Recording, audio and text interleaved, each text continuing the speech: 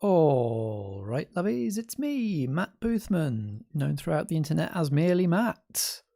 I'm the creator and lead writer of I Need a Miracle, the microfiction podcast where every episode is a prayer, some prayers are answered, and a miracle can upend the world. I make it 9 o'clock UK time, which means it's about time to start. I realised 5 seconds before jumping on camera that I don't think I'd actually spoken out loud yet today until this point. Done a lot of the usual muttering to myself under my breath, but had to do a quick voice check. If I'm still a bit husky, that's why. I say this is about the right time. This is the wrong time. This is not the usual time for stream. I don't know if I've been consistent enough to really build a view of what is the right time for stream yet. After stream number 1 was so laggy it was unwatchable for IT reasons I still haven't fully uncovered. Stream number 2, fine. And then I immediately had to take a week off because I was going somewhere and then came back. And then this week's stream was supposed to be on Monday at 9 p.m. like they're all supposed to be. But then this time last week, so last Friday, I realised that my trusty and venerable MacBook was starting to bulge and had maybe been like that for a little while now that I look back on it. But I put it down on a new flat surface, a different flat surface to the one I normally work on, and it rocked, which was a sure sign that the battery was swelling up so much that it was actually distorting the casing. Now that I come to think of it, the lid has not shut properly on that machine for quite some time, so maybe it had been a little while coming.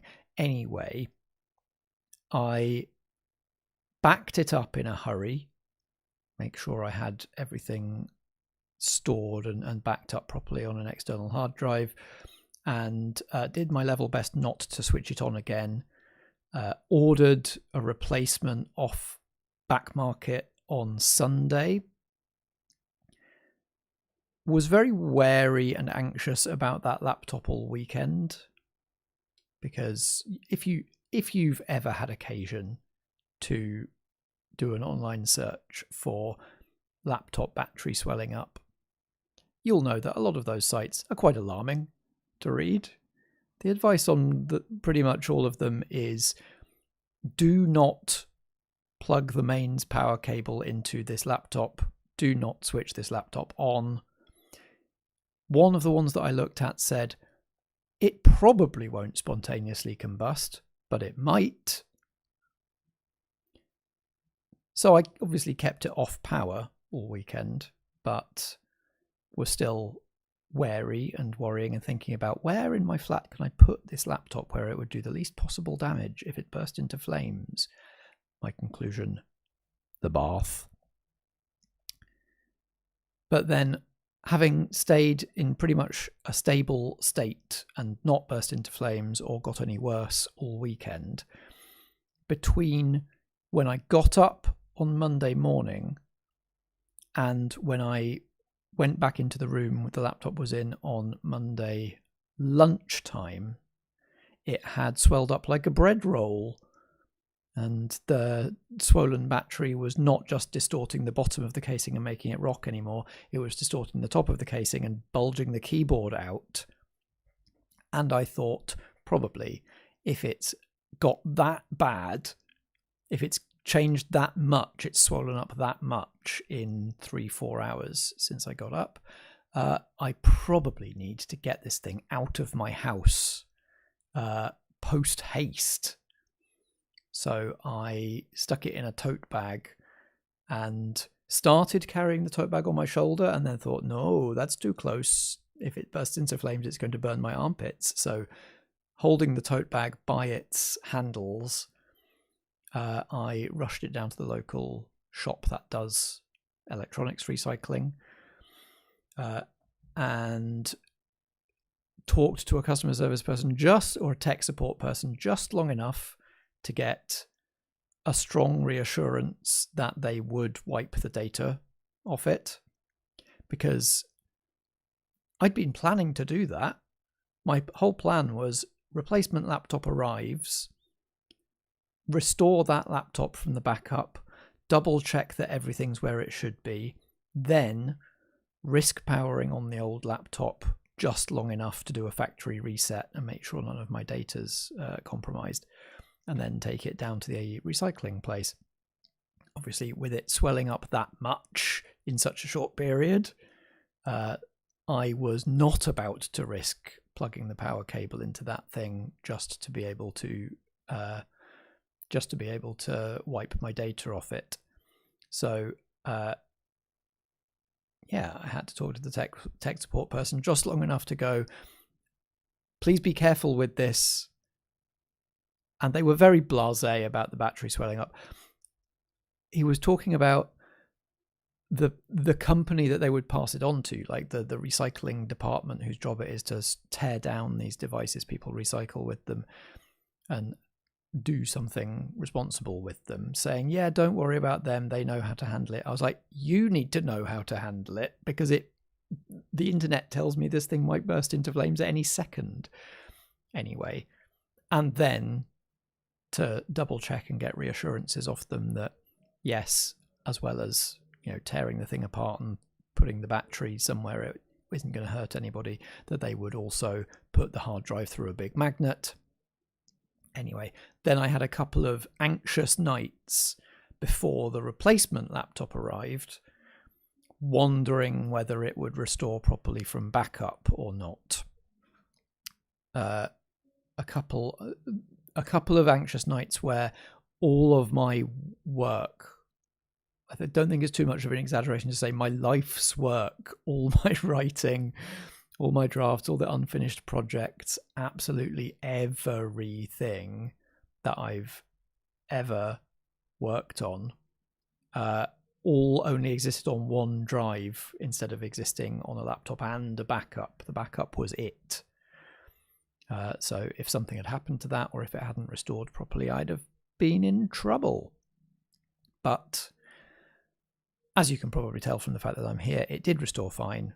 I'm back up and running. Probably not. I knew that laptop was on its way out, but I figured I had maybe 3 to 6 months to shop around and save up before committing to replacing it, because it was still working, even if it was a bit slow and a bit wheezy in the hot weather. But yes, it became an emergency. And so if it hadn't been an emergency, I might have bought a different replacement, maybe one that would last a bit longer. As it was, I had to go for affordable and slightly better refurbished off-back market rather than a proper upgrade. So I'm now on a machine that is something like 3 or 4 operating systems more advanced than the one I was on. And I think it's got double the RAM, and otherwise it's basically identical apart from not having enough bloody ports on it, because they don't put enough ports on laptops these days. This is my old man shouting at cloud's opinion. Bring back as many ports as you can put on these things. I want to be able to plug my HDMI directly into my laptop, please, without a silly dangling USB-C hub thing. Anyway, that is the long story of why I'm streaming on a Friday night instead of a Monday night. Next week we'll be back to normal, streaming on Monday night with episode 5, which means this must be episode 4. I've done a lengthy explanation of why it's Friday without really explaining what the stream is. I Need a Miracle is a podcast that Foggy Outline and Wireless Theatre collaborated on, that came out 2 years ago this month. So I believe this time in 2024, the trailer had launched and was available if you subscribed to the I Need a Miracle podcast feed, but episode 1 had not dropped yet. So it's been 2 years, and it's been a little while since I listened back to any of the episodes. So I thought I would do a set of these listening parties to screen the episodes, to revisit them if you were a listener already, if you are familiar with the series. It can be a chance to do exactly what I'm doing and listen to the episodes again a little while since you last did. Or if you never discovered the series and this is the first time that you're hearing about it, discover it with us, with me. These streams go live on usually Monday nights at 8 o'clock UTC or 9 p.m. British Summertime. They're then available on YouTube as a playback to watch back. Obviously, you can't interact live on the playback like you can on the live stream, but you can still hear the episode and listen to all my commentary on it. And then I'm uploading the audio from these listening parties on the podcast feed as well. So if that's where you're listening to this, hello. I'm glad that you're still following the feed, even though it's been dormant for a couple of years. Look forward to more soon. Because the other reason that I'm doing these listening parties is to gear up for crowdfunding for a second season of I Need a Miracle. The crowdfunding campaign is going live in just over 2 weeks, which is a scary thing to say. Been building up to this for a long time, and it's barreling closer and closer now. I'm pretty sure we're ready.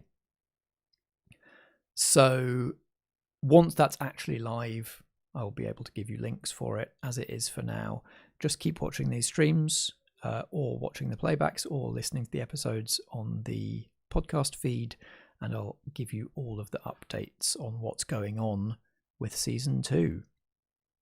But I'll talk more about that at the end.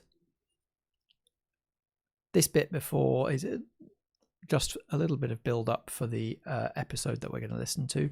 So like I say, the episode 1 live stream listening party is effectively lost media at this point. The stream was such bad quality that it wasn't really worth putting up as a playback or as a podcast episode. But episode 2 and 3 have happened and are there for everybody to catch up on. And we're now going to all listen to episode 4 together of season 1 of I Need a Miracle.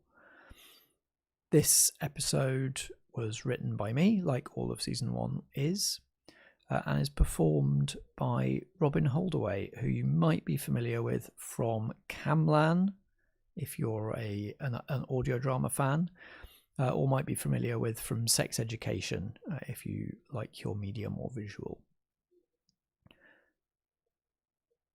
I won't set too much up about this episode. I think let's just listen to it.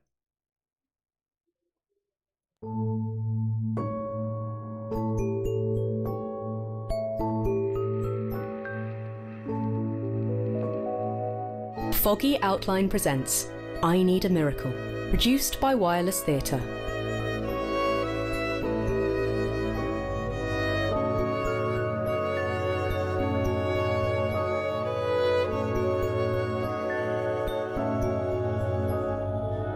Fair Winds for the Wing Trial, written by Matt Boothman, performed by Robyn Holdaway.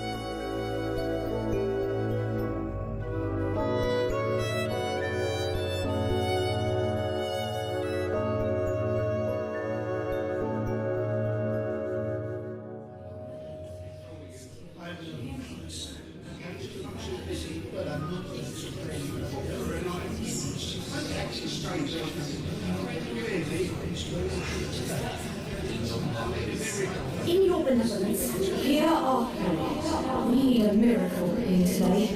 On behalf of all this hopeful flight gathered here at Precipice, I implore you to hear and intervene. Hey, I did it. Oh, thank you for your confidence, for your support. All we ask of you in your benevolence, all we humbly ask on this day, is that you bless us with fair winds and calm skies. All we want is a fair chance for our flight here in today's wing trial. Believe me, we're ready. We feel it, and we're here to prove it. We came here to Precipice today to show our elders and our mentors, our families and each other, to show everyone here that we've listened, we've learned, we've fallen, we've got back up, and we're probably the greatest flight that ever flew. Because, hey, I don't need to tell you, we've had it tough. Maybe tougher than any other flight before us. We were this close to our wing trial, and then wham! What's that? It's the skyward upheaval. Here we all are, we've been putting everything into getting ourselves off the ground, and then suddenly, it's like the ground can't wait to get rid of us.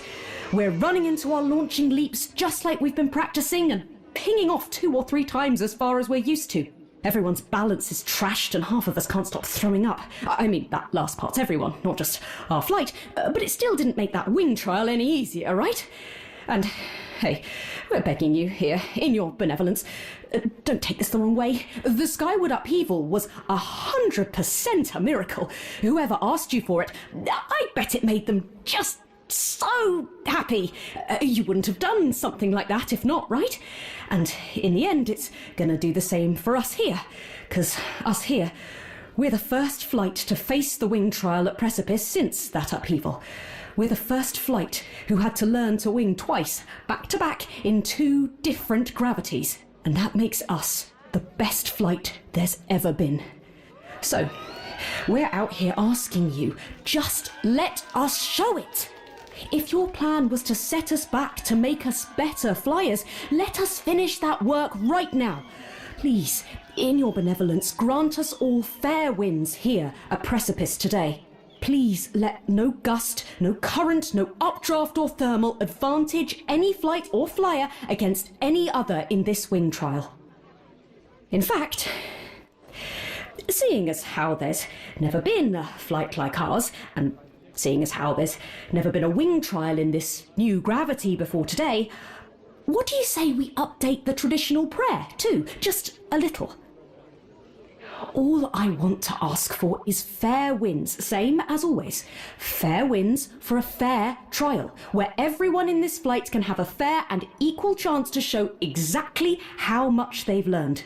Fair winds to lift up all the hard-working and honourable fledglings who've really earned their wings since the upheaval. Fair winds to really test those few lucky fledglings blessed with fine, master-crafted wing sets. Winds that'll really put those auto-calibrated upheaval countermeasures through their paces. Because I know we're all dying to see those incredible wing sets pushed all the way to their limits. I think I'm speaking for everyone here when I say all we want in your benevolence is for today to make it clear to the trial judges, clear as votive crystal, who in our flight is truly ready to fly solo. All we're asking is all anyone wants from any wing trial, for the worthy flyers to earn their wings. For anyone who still needs to work on their fundamentals to go around again till they learn what they need to learn. And for anyone with thoughts in their head about duking the trial to have their plans blown way off course. Not that anyone in our flight would dare, but when I ask you for a fair wind is one that would hit cheaters like a wall. A fair wind would spin slackers till they're dizzy, show them up, hit them with currents they could deal with if only they'd listened and learned. And, if anyone was thinking about coming after me in the air for saying all this, a fair wind would get between them and me. But I don't see that happening. You come after someone who's just asking for a fair trial, you're really showing everyone a side of yourself, right? And I think that's me. After everything, I know we're all about to do ourselves proud. Now, you've heard me. I'm asking you one last time in your benevolence to intervene here today. Send us a miracle. We've earned it.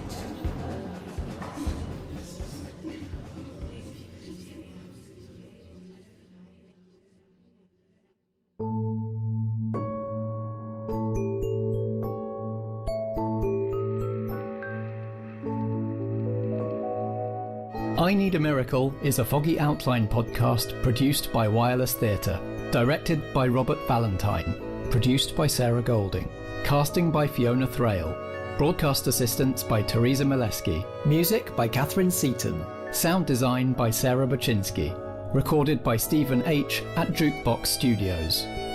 Find more audio gold at wirelesstheatrecompany.co.uk and foggyoutline.com. Thank you for listening.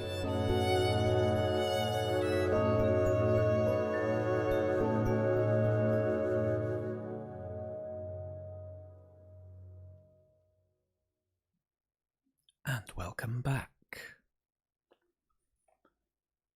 It's a really short one. Really earning the microfiction label. They're all pretty short, but that's one of the more kind of in and out ones. There isn't much more that it needs to say, I don't think, and it's one of those ones that wouldn't be realistic if it was any longer, given where the prayer is supposed to be happening, which obviously is one of the different things about this one, is that all of the ones we've heard in the series so far, all the prayers we've heard in the series so far have been private, been just between the petitioner and the divine.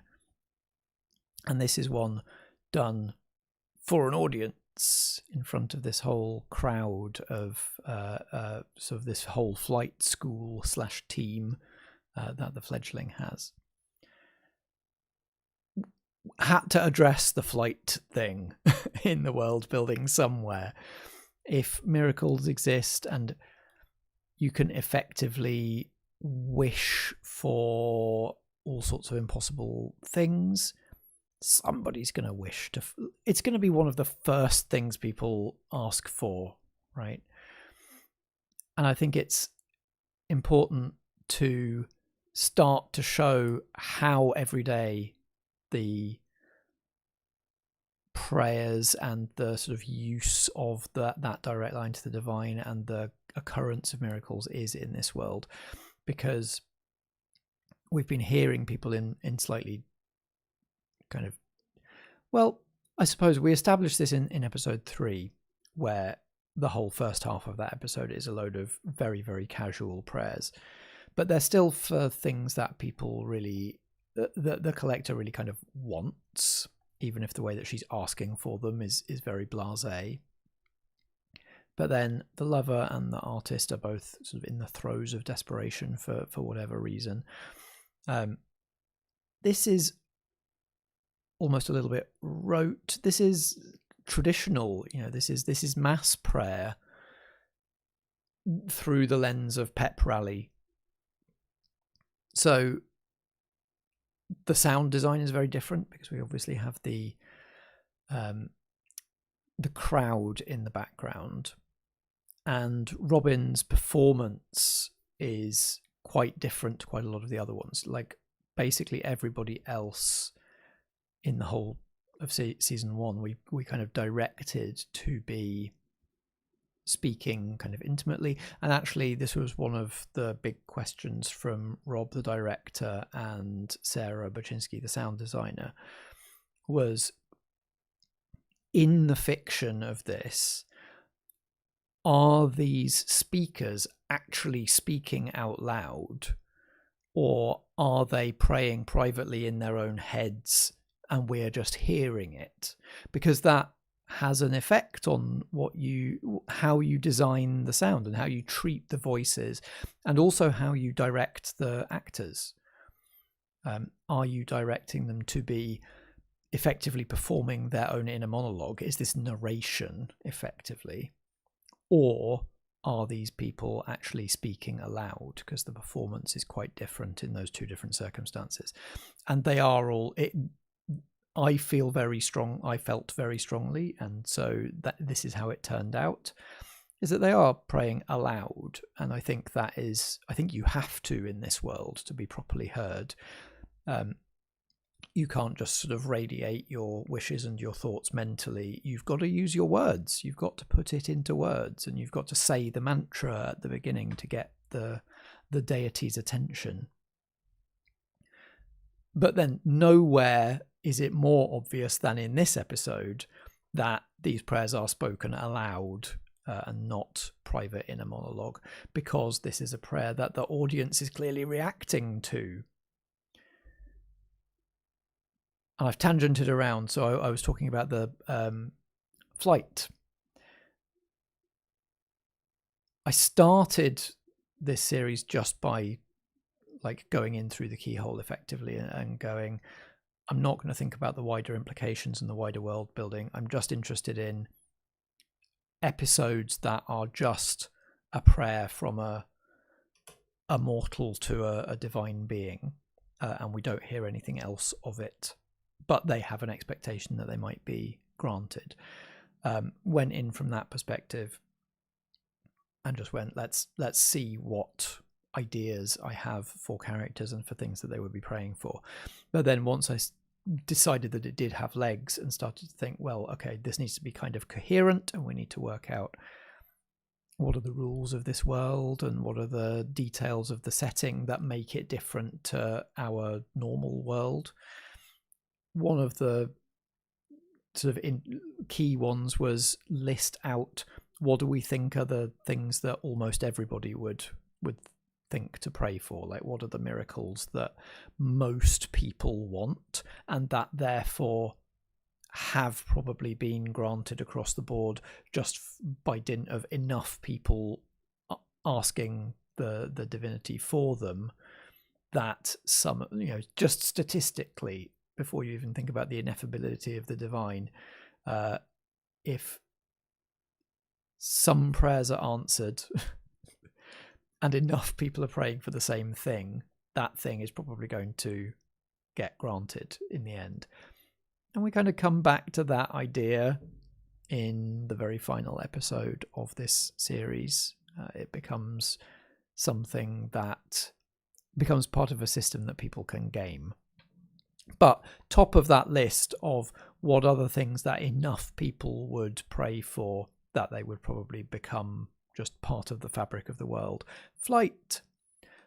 But with a bit of a twist, because clearly from the way that the Fledgling talks in this episode, it's not just like, you can't just fly like Superman in this world. You can't just kind of lift off the ground.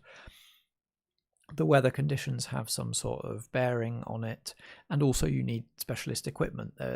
There's the implication that everybody is wearing wingsuits of some description, or like using some sort of wing-like mechanical contraption to control their flight, and that you have to do a test. It's like driving. You've got to sort of graduate, which led down a whole other set of rabbit holes about kind of institutions and law and that sort of thing. I've talked on previous streams about this being, at least at this point in the series, something of a utopia. And I didn't want rampant capitalism, and I didn't really want lots of law enforcement organizations or bureaucracy in it either. So the test is really, it's like your mentors or your community elders kind of ceremonially agreeing that these youths are now proficient enough that they can fly unassisted and unsupervised.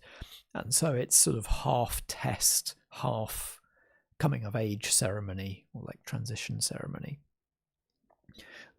Going back through old notes, I had some other... Is this the one? That's the actual draft. And in this one, I've got that brainstorm list of things that I titled this "Miracles That Stick Because Everyone Loves Them." And that phrasing, miracles that stick, because we don't know this at this point, although it might be something that you could guess or that might be implied. Something that somebody asks for that is granted as a miracle can just as easily be undone by somebody else. It's not like the petitioner asking for something to be reversed is treated as less valid by the divine because they are asking to contradict something that's already been said. Like, this being doesn't seem to discriminate when it comes, based on its own past behavior. So the question about, like, what are the things that make the world just generally miraculous that are true all the time comes down to the sorts of miracles that somebody would ask for, or like a large number of people would ask for, and that nobody would want to reverse. So we have flight, in brackets, just nice to have the option. People might not fly all the time, but it's always nice to know that you can. Long lifespan is another one, and we've had references to that in earlier episodes. The Collector talks about Anne Boleyn being over 100 years old and still having a good 60 years left in him, if the thing hadn't happened.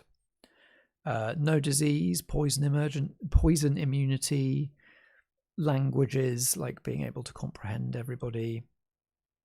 Telekinetic umbrella I've got here, which turned into the idea of charms, which is something I'll talk about in a future stream. Teleportation I had at the bottom of the list here, and then with a note, although also disruptive. That would be.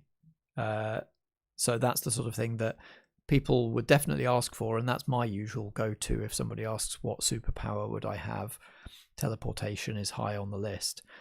But also I feel like a lot of people would want to undo that if they got annoyed by people just popping up in their front room. But flight's definitely one of them that enough people would ask for, and that not that many people would get annoyed enough by to try to undo. And also as part of that, okay, this isn't just noodling with characters anymore. I'm making this a series. This needs to be a coherent world. Another note I had here was about folk practices. And that folk practices would be one of the things that would survive upheavals, where a miracle completely changes the rules of how the world works. Things like rhymes for remembering charms, which again I'll come to later. Passage into adulthood traditions. For example, to protect children from flying recklessly. It's the sort of thing, if flight persists, then the tradition of having this kind of rite of passage ritual, just to make sure that people aren't going to break their necks as soon as they go off flying unsupervised, I feel like would survive. And this is our biggest clue yet about what upheavals actually are. Obviously I've talked about what they are on streams before, but if you were just listening to the episodes with no other context, the Collector in episode 3 mentions the post Skyward art movement, but doesn't refer to it as an upheaval. The Lover in episode 2 does talk about upheavals, and talks about how his pet, Porphyra, is basically unfazed by upheavals. But this is the one where we get the most context clues about what people in this world mean by an upheaval, where the Fledgling talks about the Skyward upheaval. So I hope that if people are kind of binging the series, that word Skyward starts to ping and starts to twinge, and become familiar and start to knit some threads together.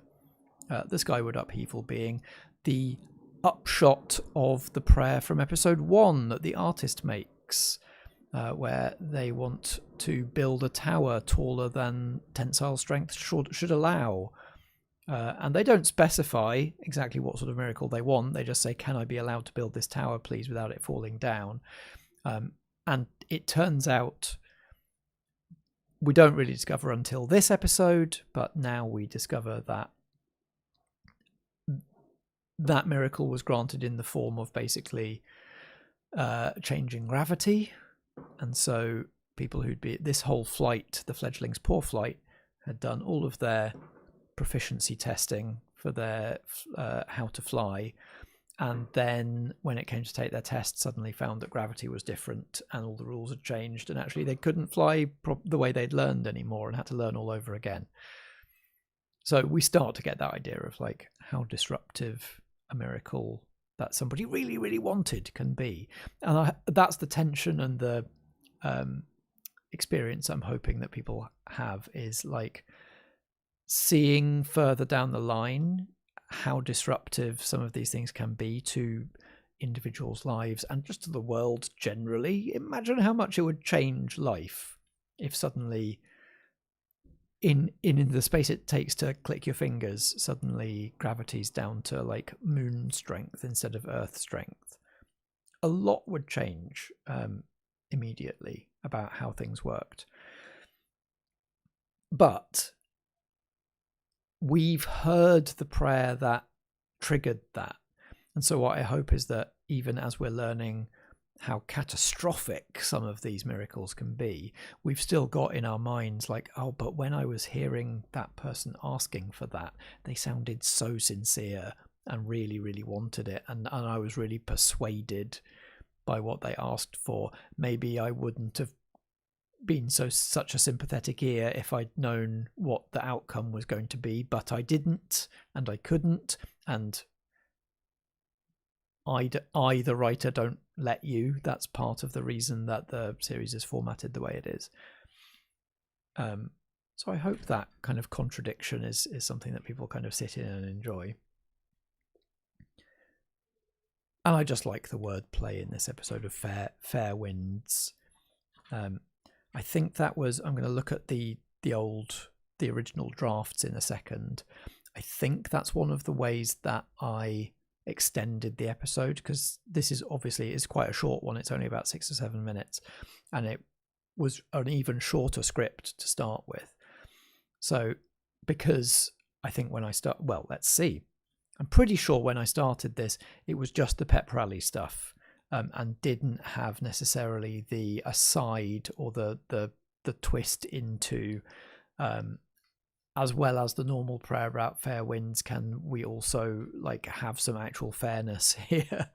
And can the rich kids, for whatever value of rich there is in a sort of post-capitalist system, can they not just steal it because they've got better equipment? Can we actually test them properly as well? I think that might have come later as a way to... No, in fact, that's there right from the beginning. So, original pen and paper draft. I implore you on this day, please bless us with fair winds and calm skies for this new cohort to take this wing trial. Let no current or gust advantage one over another in this trial.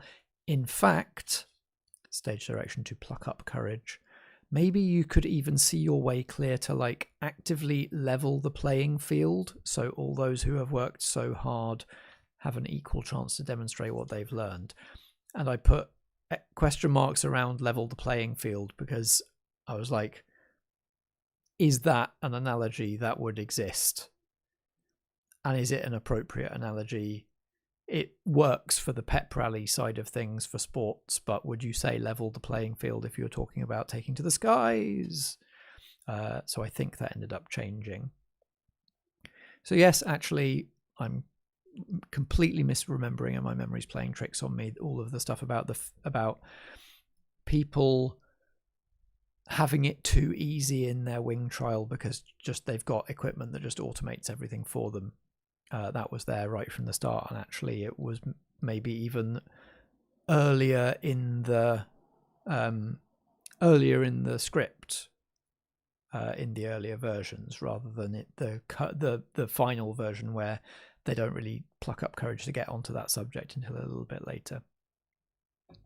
There was a mention of adjudicators in this version, which I think I ended up scrapping, in favour of this idea of it being like the community elders rather than an accredited body of any kind.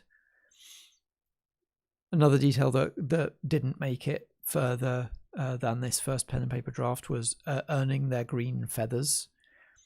Let only those who will make safe, considerate and worthy flyers earn their green feathers today. And I can't remember why I ditched that maybe I just didn't want to pin down the image of feathered wings. I just wanted the listener to be able to imagine what kind of equipment people are using to fly in this world. So yeah, it's one of the shorter first drafts. It's only about 1.5 pages in the notebook. And then when I came to write it up, so now that I'm on a more recent model of laptop, I do actually have the option to share my screen on the live streams now.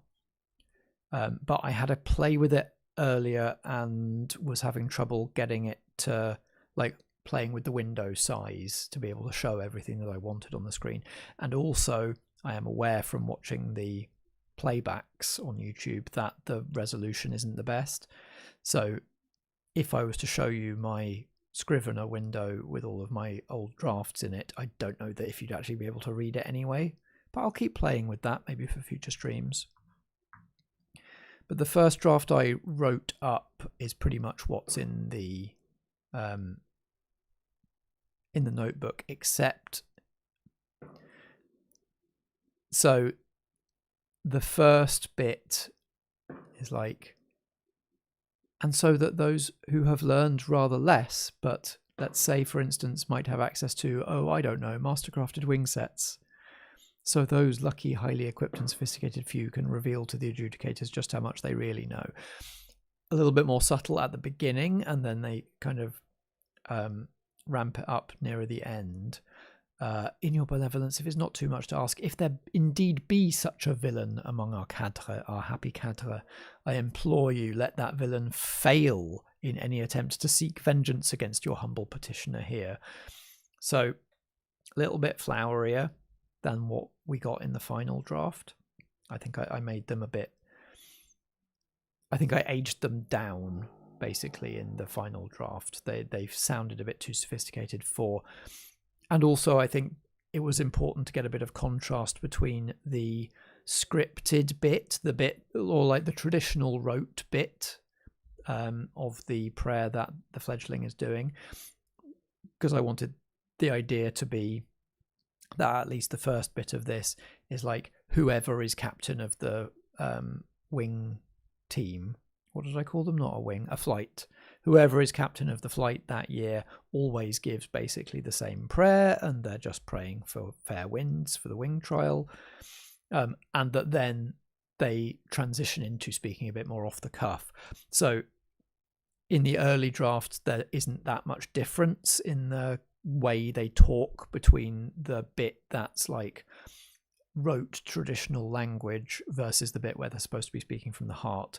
So I made them a little bit more hesitating in the final draft, especially when they get on to saying what they really mean. All of the Skyward Upheaval stuff came in later drafts.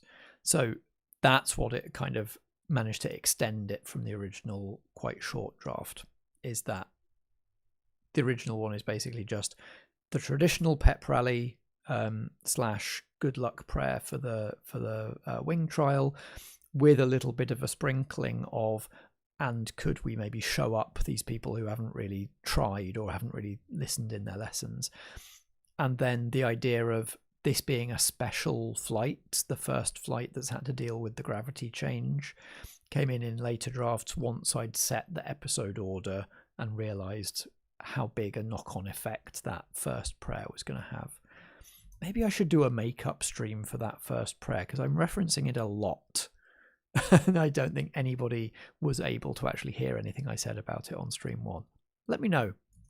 Seek me out, merely Matt, on social media. Let me know if I should do that. So yeah, all the stuff about the wing trial is a bit different. And then, I mean, contrast original, and in your benevolence, if it's not too much to ask, if there indeed be such a villain among our cadre, our happy cadre, I implore you, let that villain fail in any attempt to seek vengeance against your humble petitioner here, who is only the representative, only the mouthpiece of our cadre at large. Compare and contrast that to, and If anyone was thinking about coming after me in the air for saying any of this, a fair wind would get between them and me. Still,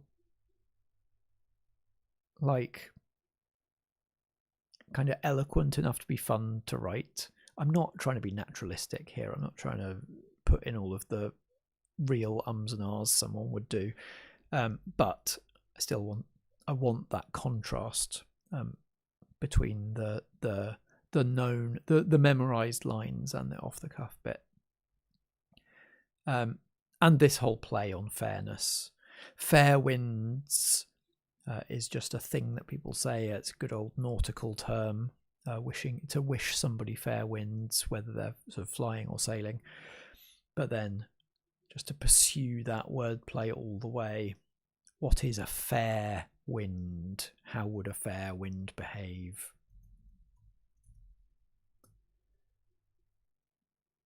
I think that's about all there is to say about that one. Shout out in the chat if you have any thoughts or questions. The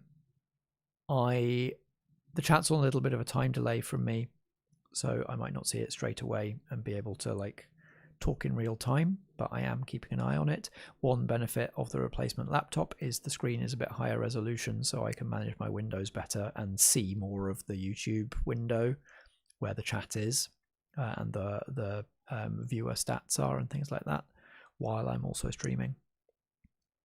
Oh, I had a question in between streams from one of my business parents asking about the perspective of the divinity itself. So I'll pull this up.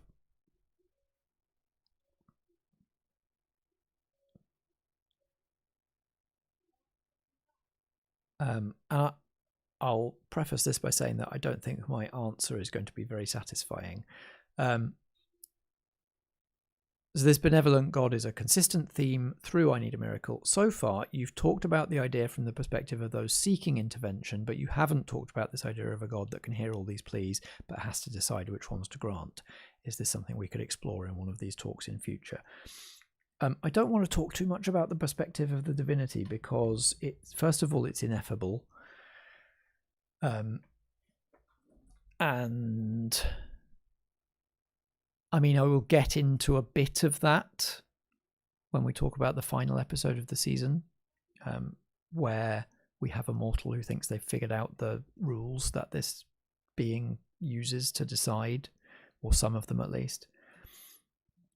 But I mean, ultimately, which prayers this being decides to grant is based on which ones I think it would be dramatic for them to grant. And also, I don't want to get too much into the psychology of this being, because they are a silent character, because they're a listener stand-in, or like you the listener are the god here. So if I sit here and go, here's what the being is, here's what the divine being of this world is thinking when they're hearing this prayer. They're annoyed by this one, or they've heard this one 100 times before, or they're sympathetic to this one for this, that, and the other reason. That takes your choices away, because whatever you think when you're listening to these prayers is what the God thinks. So that's most of what I have to say about that. Yeah, I think that's all I'm going to say about that, unless it comes up naturally in other episodes. But I think that's all I have to say about it until we get to episode 12, which discourses much more widely on the nature of the divine in this world, and its restrictions, its motivations, and its benevolence, or otherwise. Anyway, one of the reasons that I'm doing these streams, which I talked about a little bit at the beginning, is that we are going to start trying to crowdfund to make some more. So 2 weeks on Monday. So the Monday's stream, I'll be talking about how it's there are exactly 2 weeks to go. Now it's 2 weeks and a weekend, we're going to kick off crowdfunding on crowdfunder.co.uk for the writing, story development and casting of a second season of I Need a Miracle by some different writers. I've been talking about how I wrote all of these episodes. I don't want to write the whole of next season. If we only hit our initial goal and don't hit any stretch goals, I won't write any of it. It'll be all new writers because I want to give lots of as many different voices as possible a fair shake. So we're going to be crowdfunding to be able to pay 6 writers to write a script each, and a story consultant, Ella Watts, who some of you in the audio drama world might know already. I mentioned that Robyn Holdaway has a main part in Kelwinn, which is an Arthurian post-apocalyptic audio drama. Ella Watts wrote Kelwinn, so it'd be good to get another member of that team involved. She's very generously, well, I'm going to pay her if you fund it enough, but I'm so happy that she is on board to be story consultant for this show. The idea is that she will look at the writer's script pitches and suggest ways that they might weave together prayers that might affect other prayers, hints that people can drop in each other's scripts, and also crucially, like, which one of those pitches might make a good finale and what that means for the question that season 2 is asking. And it'll also pay for a casting director to cast actors for all of those scripts. And then later down the I'm knocking stuff off my notice board. Later down the line, we'll crowdfund to actually produce those episodes, but we'll see how many episodes we get scripts. How many scripts we're able to pay for first. So if you want to keep up with that, keep watching these streams or listening to them wherever you are watching or hearing this. So live on Mondays at 8 o'clock Universal Standard Time or 9 o'clock British Summer Time on YouTube. Catch up on the playbacks on youtube.com/@foggyoutline. You might need to go to the live tab to find them. If you're following the I Need a Miracle podcast feed, these will go up on there. I think 2 a week on Thursday evenings. So on a little bit of a delay from the Monday live streams. And you can also follow the show. You can subscribe to our mailing list, our monthly email newsletter on the Foggy Outline website, foggyoutline.com. There's a sign-up form on the homepage, and that will have all of the news. The upcoming issue, so the one that will come out last Friday of August, is going to be pretty much all me talking about the show. And you can also follow me on Blue Sky, Instagram and Tumblr at MerelyMatt, and the show on Instagram at in.your.benevolence and on Tumblr at inyourbenevolence. But don't feel obliged to follow in all of those places. Just wherever you are, wherever you found this stream, you will find all of the possible updates about the crowdfunding campaign. I spent all afternoon today creating graphics for all of the milestones that I hope we're going to hit. 10% funded, 20% funded, stretch goal hit. So I really hope that I get to use them all, and it's going to be down to you whether I can or not. Over the next couple of streams, I'll start talking a little bit more about what you can get if you pledge in that crowdfunding campaign, and ways that you can help out if you aren't able to give any money. I know money's tight at the moment. I don't think we're asking for a huge amount, but I know that some people can't spare it, and that's all fine. There will be ways that you can help us out if you believe in the show anyway. I think that's about all we do here. So until Monday, it's not a week till the next one, it's only a few days. Until Monday, in your benevolence, I implore you, having heard, to intervene. I don't know if that works as a sign-off. Works as a sign-off for the episodes, not so much for the streams.